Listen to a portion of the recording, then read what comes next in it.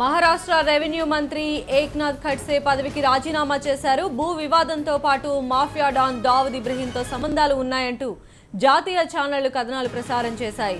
దీనిపై ఆరా తీసిన బీజేపీ అధిష్టానం రాజీనామా చేయాలని ఆదేశించింది. ఇక దీనికి సంబంధించిన అప్డేట్స్ మా రిపోర్టర్ శిరీష్ అందిస్తారు. శిరీష్, చెప్పండి.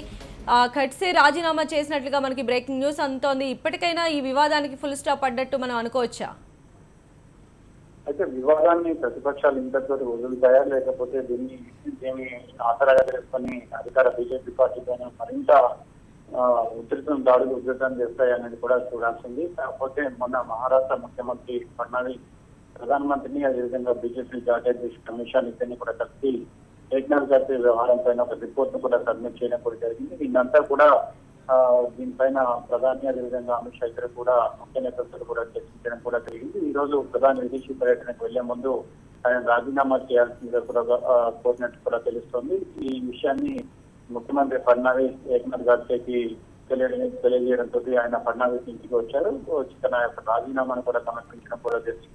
అయితే పూర్తిగా ఉన్న ఇండస్ట్రియల్ కార్పొరేషన్ సంబంధించిన భూమిని 40 కోట్ల విలువైన భూమిని, 3 ఎకరాల భూమిని కేవలం 3.75 కోట్లకి తన కుటుంబ సభ్యుల పేరు మీద కొనుగోలు చేశారనేది కూడా ఆయన పైన ప్రధాన ఆరోపణ. దీనికి సంబంధించి గత కొద్ది కాలంగా వివాదం అనేది కూడా రేగుతూనే ఉంది. దానికంటే ముఖ్యంగా కరాచీలో ఉన్న దావుద్ ఇబ్రహీం నివాసం నుండి మొబైల్ కు ఫోన్ కాల్ వచ్చినట్టుగా కూడా ఆరోపణలు వస్తున్నాయి. ఈ విషయం పైన కూడా బీజేపీ అధిష్టానం చాలా సీరియస్ గానే ఉందని చెప్పొచ్చు. ఎందుకంటే 2 సంవత్సరాల పాలన పూర్తి చేసుకున్న సందర్భంగా వికాస్ పరువులో భాగంగా తమ మచ్చలేని పాలన, ఇప్పటివరకు ఎటువంటి కుంభకోణాలకు కానీ అవినీతి ఆరోపణలకు కానీ తమ ప్రభుత్వం పాల్పలేదు, ప్రభుత్వం పైన అటువంటి ఆరోపణలు లేవు అని చెప్పుకుంటున్న బీజేపీకి ఈ విషయం అనేది కొంత ఇబ్బంది కలిగించే అంశం. కాబట్టి ప్రతిపక్షాలు దీనిపైన మరింత విమర్శలను ఉధృతం చేయకముందే ఆయన రాజీనామా కోరాలని చెప్పేసి కూడా బీజేపీ అధిష్టానం నిర్ణయించింది. దానిలో భాగంగానే ఆయన రాజీనామాను కూడా తీసుకున్నట్టు కూడా తెలుస్తోంది. సంధ్య. రైట్ శిరీష్, అయితే ఖడ్సేకి సంబంధించి ల్యాండ్ స్కామ్ తో పాటు దావుద్ ఇబ్రహీంతో కూడా సంబంధాలు ఉన్నట్లుగా ప్రతిపక్షాలు ఎక్కువ ఆరోపణలు గుప్పించడం జరిగింది. దీనికి సంబంధించి ఖడ్సే కావచ్చు, లేకపోతే ఆయన అనుచరులు కావచ్చు, ఏమైనా స్పందించడం జరిగిందా?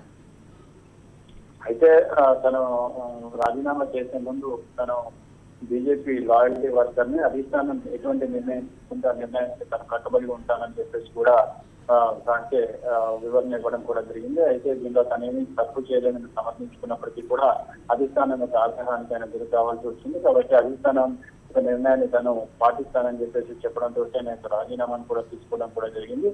అయితే మహారాష్ట్రలో ఎక్కువ ల్యాండ్ కి సంబంధించిన వివాదాలు అనేది కూడా చెలరేగుతున్న నేపథ్యంలో ఇంతకుముందు కాంగ్రెస్ కి సంబంధించిన నేతలపైన కూడా ఇటువంటి ఆరోపణలు వచ్చాయి. ఇప్పుడు బీజేపీ సంబంధించిన సొంత రెవెన్యూ మంత్రి అయిన ప్రభుత్వంలో నెంబర్ 2 గా కూడా కొనసాగుతున్నాడు. అటువంటి వ్యక్తిపైన ఆరోపణ రావడం, ఆయన రాజీనామా చేయడం అనేది కూడా బీజేపీ కొంత ఇబ్బంది కలిగించే విషయమే. రైట్ శిరీష్.